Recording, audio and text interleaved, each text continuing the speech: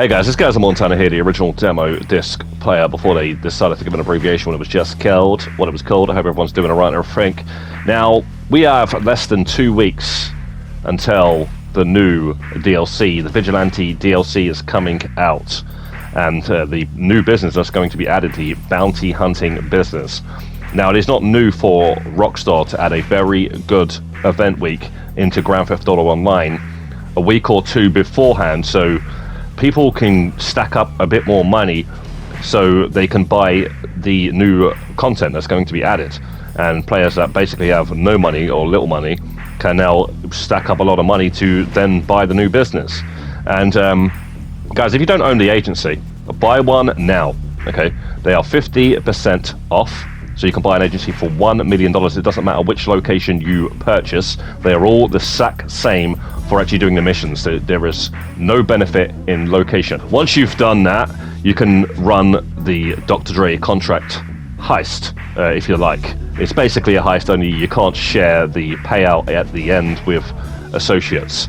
So you'll usually get $1 million for doing this heist, but this week you're going to be getting $2 million. So if you do 3 of these, I reckon you can have enough for the new business that's going to be added. $6 million should be enough to just buy the business and upgrade it to its max. It usually is around $6 million is more than enough. If we take the last business that was added into Grand Theft Auto Online, for example, the Chop Shop DLC, when you buy the salvage yard, the most expensive location, and upgrade everything, as you see here, it's like just under $5 million, but I can't purchase the safe again because of some reason I've already got it and it just won't let me purchase it again at another location.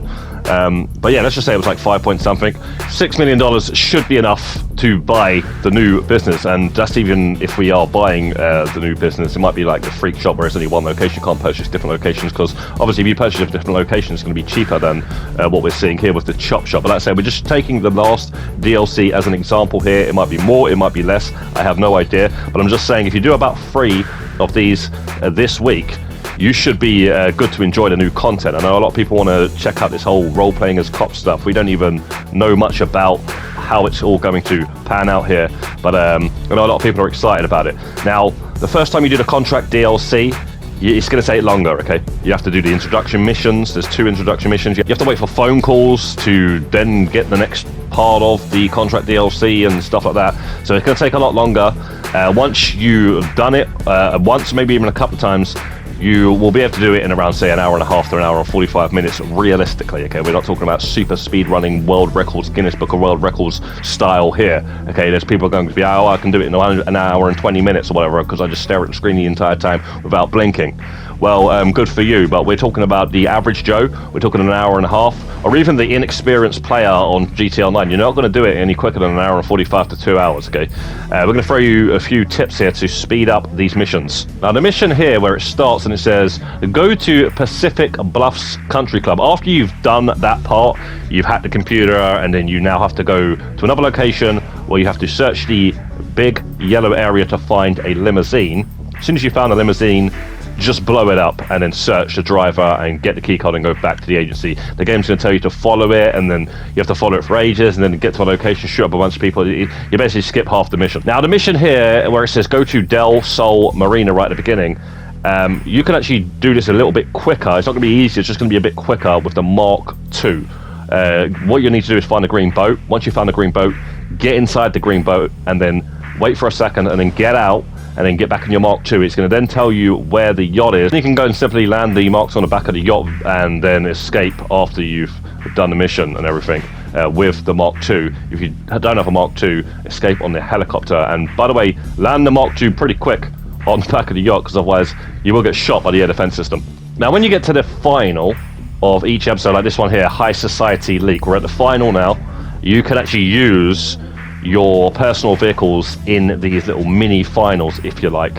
And for this one, I recommend that you use the Vigilante if you got it. If not, spawn in your armored Kuruma, and basically you have a safe space to go to if you're taking too much damage or whatever, and you can just drive around that shooting everyone up.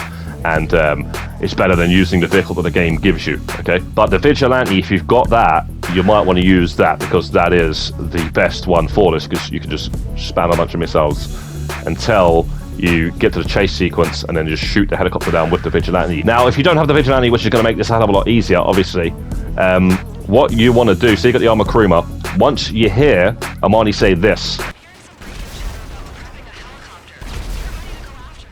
then you want to go to the front gate that you came in and either shoot NPCs from inside the Armor Kuruma or get out and shoot them up. And as soon as you get the cutscene seeing the chase sequence, you might be able to shoot a lock-on launcher missile or two out of the helicopter right there and then, or just keep up with it with the Armor Kuruma and then get out and shoot a rocket or two, because otherwise it's going to land on a yacht and turn the mission into a longer mission and a bit harder too.